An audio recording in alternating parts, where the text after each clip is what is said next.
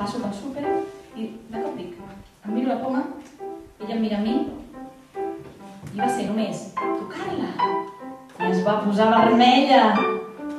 Blancaneu.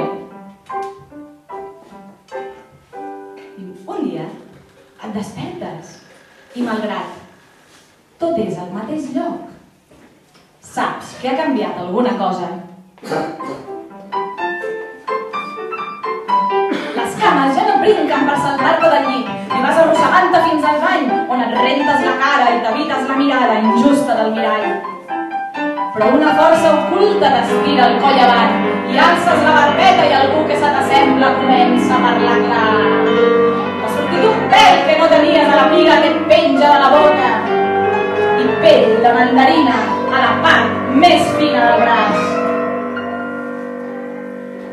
Fer-se gran deu ser això, acceptar que de la Blancaneus només conserves el menjar pomes i adormir-te pels racons.